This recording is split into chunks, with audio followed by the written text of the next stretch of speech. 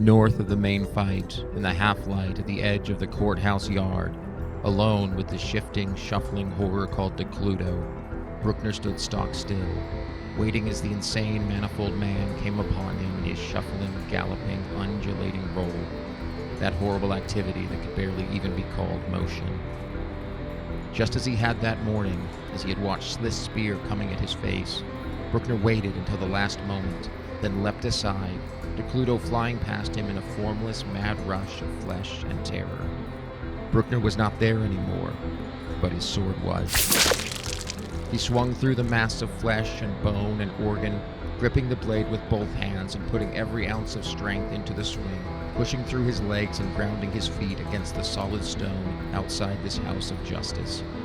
A rent large enough to admit a man tore through Decludo's many fleshes, and the being of borrowed parts let out 100 roars of agony and pain,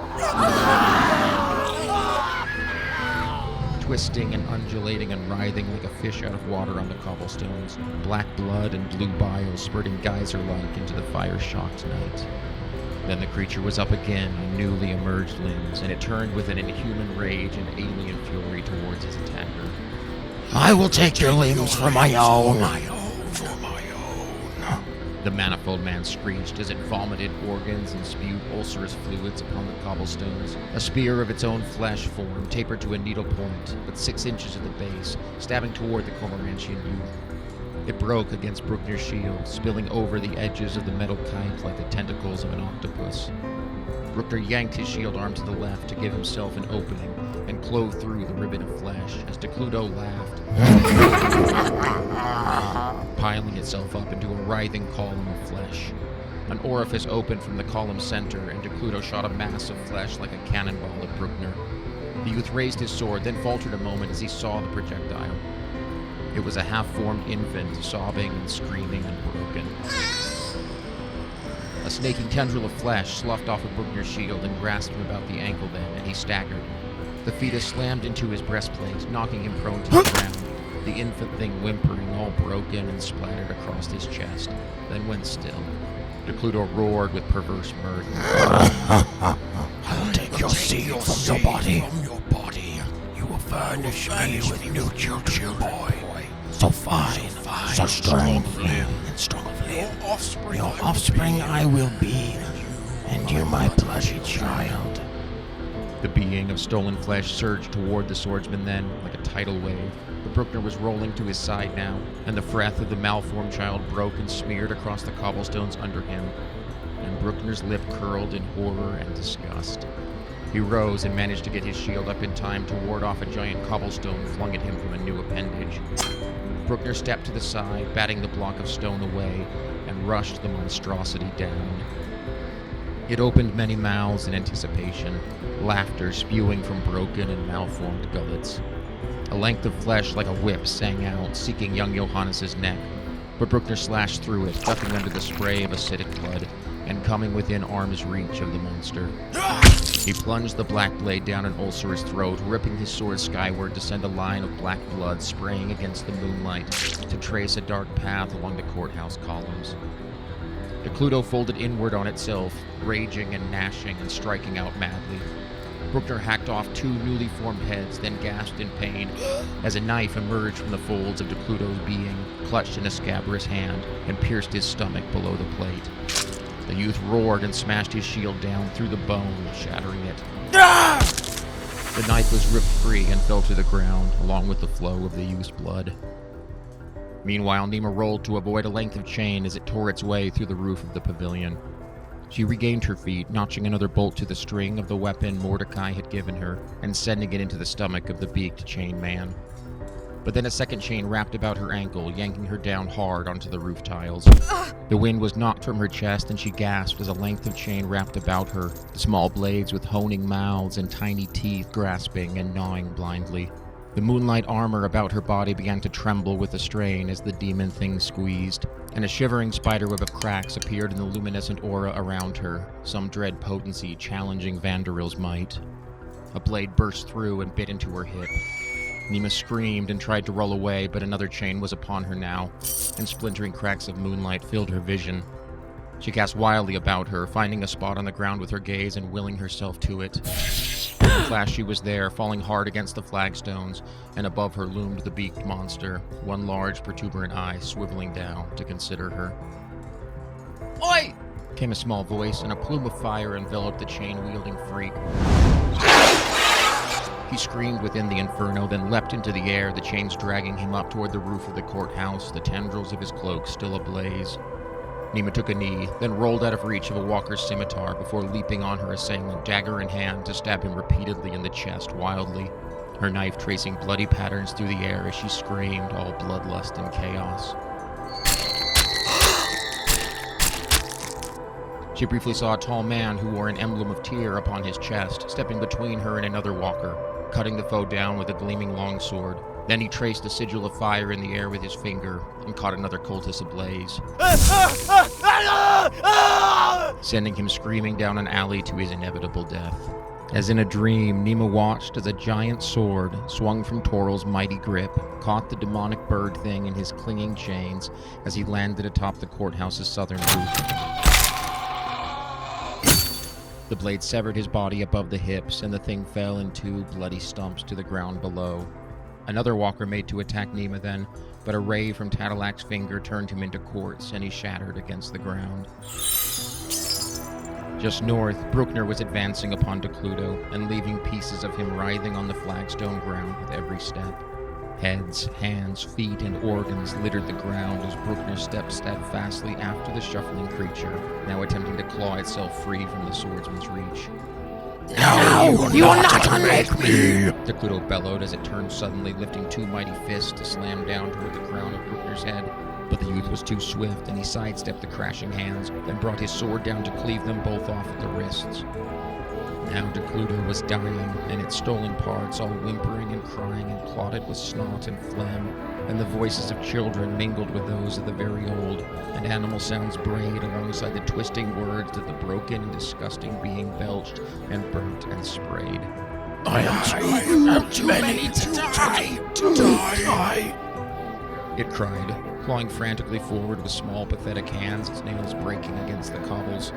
Bruckner's lip was curled, and his face a mask of rage and righteous wrath, and he brought his sword down upon the mass of Decludo's body and split him open, then struck again and again and again, until his black sword was steaming and smoking in the mephitic bile and dying life of the monstrosity called Decludo.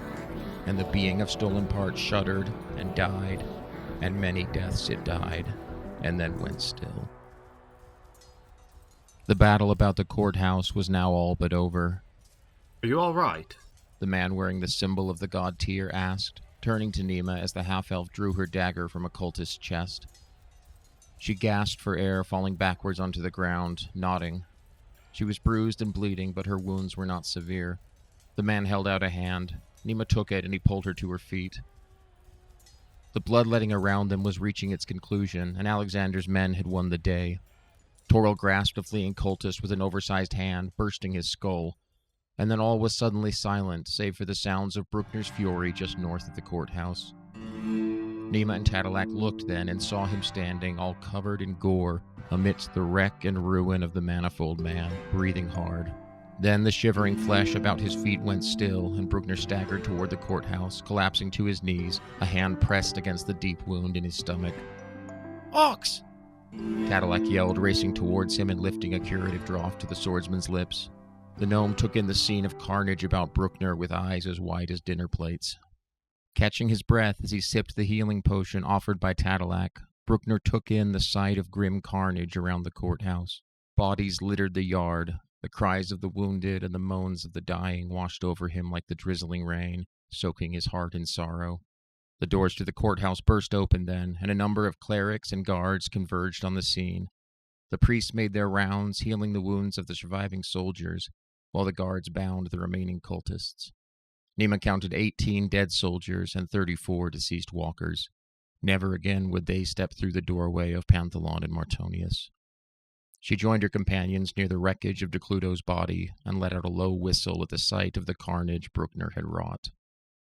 None approached the bodies of the walkers, save Xavier Heartstone, who emerged from the building after the initial rush of healers and guards. Around him swarmed a contingent of dark-robed pages. After examining the body of the chained devil, he directed his attendants to wrap the being up in a cloth printed with warding symbols of the hammer, the god of righteous vengeance. He strode north then toward the trio of adventurers. He stopped before the ruin of Decludo's body, his eyes taking in the scene. When he spoke, his voice was hoarse and strained. A tragedy. He intoned bitterly.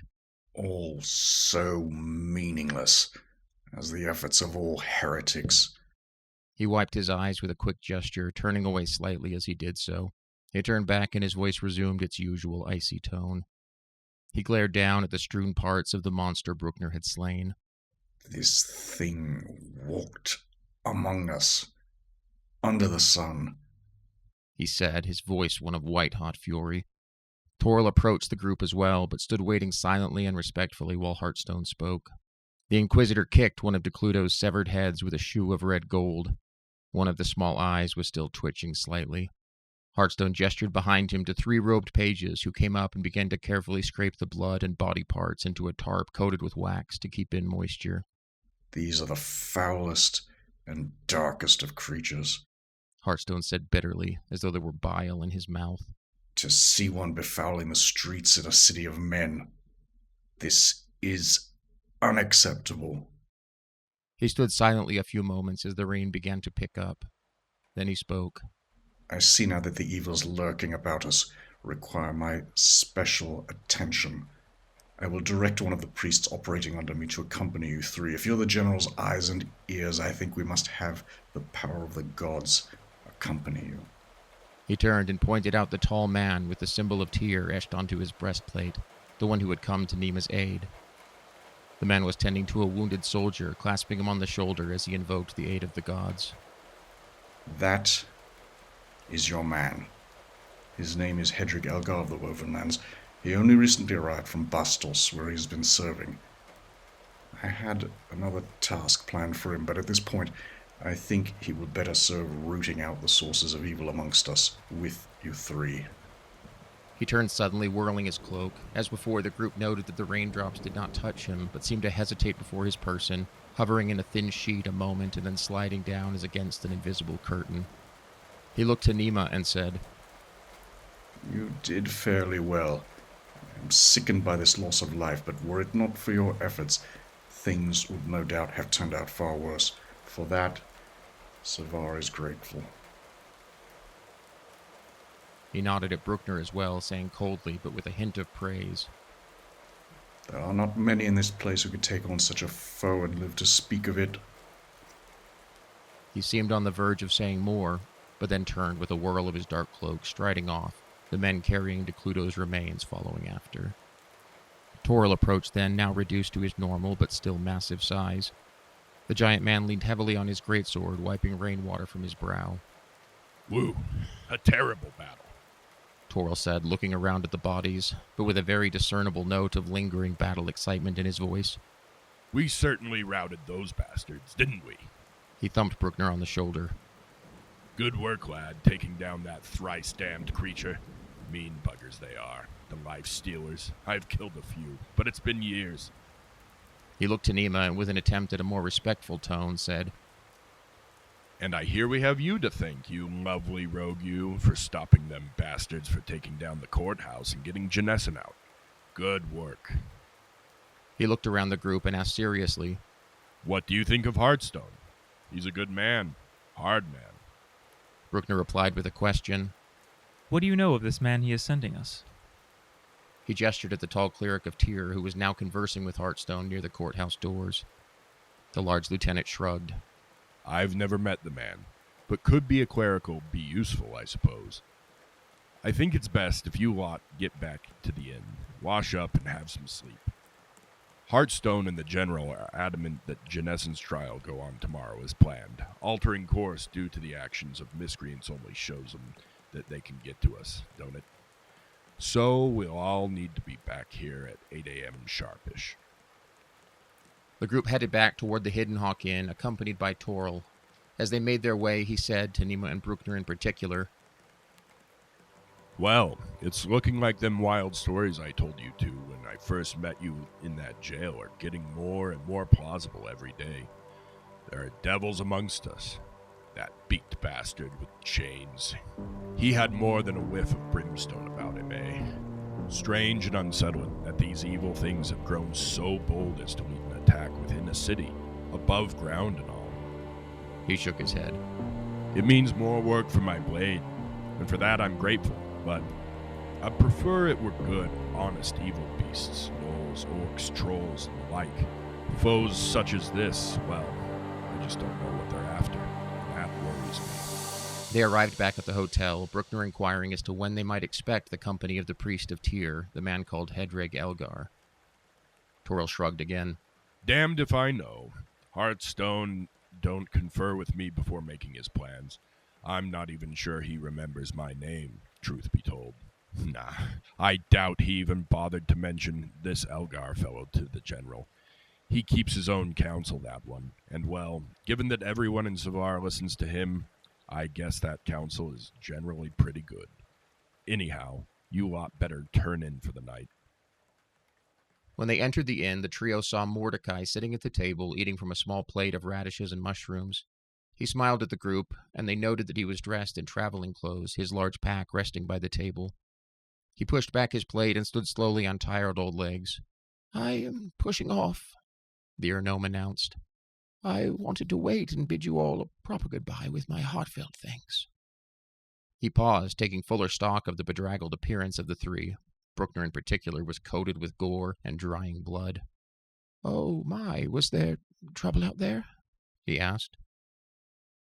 Some drunken riffraff. Nothing serious. The three bade Mordecai a fond farewell, bathed, ate, and were soon all sound asleep in their beds. This has been episode 10 of Greenleaf and the Black Blade. Written, narrated, and edited by Andrew Israelson. Johannes Bruckner voiced by Jared Israelson. Nima Greenleaf voiced by Penny James. Hedraig Elgar voiced by Patrick Grafton Cardwell. Inquisitor Xavier Heartstone voiced by Nick Smith. Toril voiced by Z. Tanner. Music and final sound design by Patrick Grafton Cardwell. Please tune in next time.